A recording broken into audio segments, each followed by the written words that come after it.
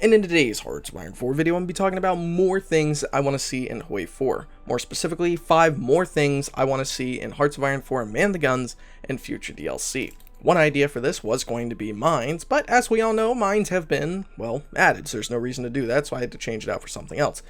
So for the very first thing I would love to see in Hearts of Iron 4 to be added is the storage option for not just oil once the update comes out, but for all resources so you can have enough in storage.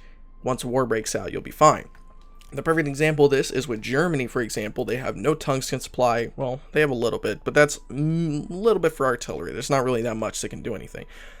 Now, up here, normally they get theirs from Sweden, maybe every once in a while, a couple other nations, I think they can get it from Russia. That's really about it. That is the most I will see them get from any foreign power. And anyone in multiplayer knows that you're not going to get your tungsten from Russia if you're Germany. Now, I think instead of just the silo option to add oil or store fuel when the game comes out with the new update, they could also add one to save chromium, to save steel, to save aluminum, all that kind of stuff. And that way, once war breaks out, you're not going to be losing all your production. You're not going to be cutting off all your trade. You're going to have a supply long enough to last a time frame, kind of like with oil, how people have to now add up, oh, I need enough to last 6 months or something like that. That's how long I expect until I win. Stuff like that, except it would be with, chromium and steel and all these other resources. Next, if you don't have a resource, you can sometimes swap it out for something else. Now, for example, the perfect example of this would be aircraft carriers or battleships for the United States. Now, see, we don't have any chromium.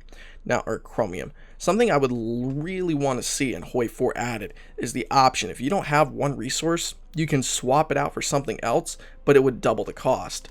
Now, for example, since we need 6 chrome to be able to, well, build this battleship correctly, if we don't have that, we could maybe click a little button down here on it and request it to use our own resources, and it would just double the cost of the chrome it doesn't have to steel. So for certain things, I mean, obviously, you can't really substitute rubber, maybe for, like, I don't know, steel, but that would be a horrible idea to have steel wheels. But, well, not entirely because of tanks, but you get the idea.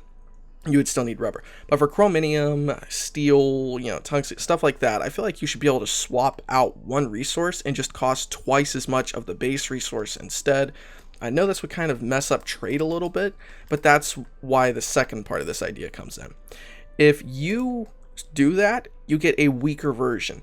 Like, it would cost twice as much of the normal resources you have, but it would pretty much be a slightly weaker version. So say, for example, one base artillery would be soft attack 30. If you didn't have the tungsten for this and just use steel, maybe soft attack could be pulled down to 20. Something like that. I think that would be absolutely ingenious. Now for number 3, which I think a lot of people are going to like, the ability to use heavy fighters for CAS missions. You might be wondering what I'm talking about. I mean these, okay? In World War II, almost all heavy fighters were able to do CAS missions. I think the P-38 Lightning was the only one that didn't really do that, but they still strafed ground targets, and did some pretty good damage with their cannons. Now, the mindset behind this, I don't really understand why, but for the longest time, heavy fighters have been used to engage strategic bombers and just do intercept missions. Now, I want to see heavy fighters, like I said, instead of just air superiority and interception, be able to do CAS missions, and I think these should actually do a better job with CAS than the base, the CAS planes right here. I think that would be something so important for the game and so amazing because ground attack 10, they take a little bit more production, so I think they should be able to do some ground attack, especially the P-47. Towards the end of World War II, you could easily look up footage online. P-47s were doing ground attack very often. They even started putting rocket pods and bombs on them. They turned these things into some serious firepower for CAS missions.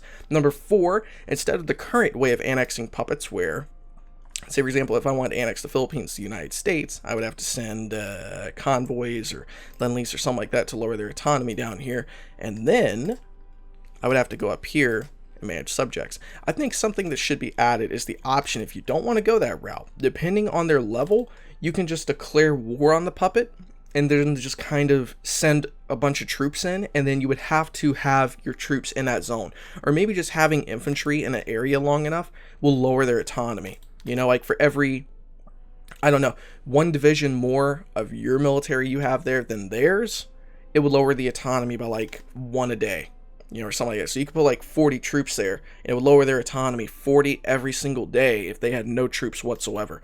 I think that will be something incredibly useful because a lot of people don't like having puppets.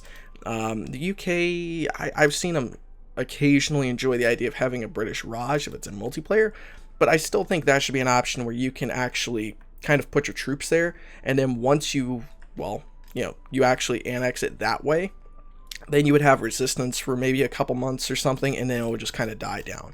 That's something else I want. And now for the final one, I want to see a sabotage focus. Now, I know with Man the Guns, there's going to be an option called Exiled Governments, and I hope this is what it does, but kind of like in here, how we have all these different things, and one is resistance suppression.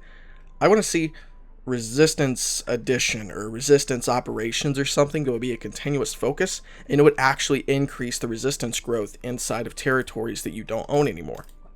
Personally, I would love to see this, because that means if you're France, you could actually be sitting down here in Africa, do that, and then you would have major resistance operations in France, and then actually make the Germans have to really work on their cavalry and their resistance suppression units, which are mostly just cavalry, because these offer the most suppression, which is right there. And I just think that would be so cool. Anyway, guys, that is 5 more things I want to see in HOI4. Now, if you guys have any suggestions you want to see in HOI4, post them down there as well so we can share our ideas. Thank you for watching. I'll see you guys next time. Stay awesome.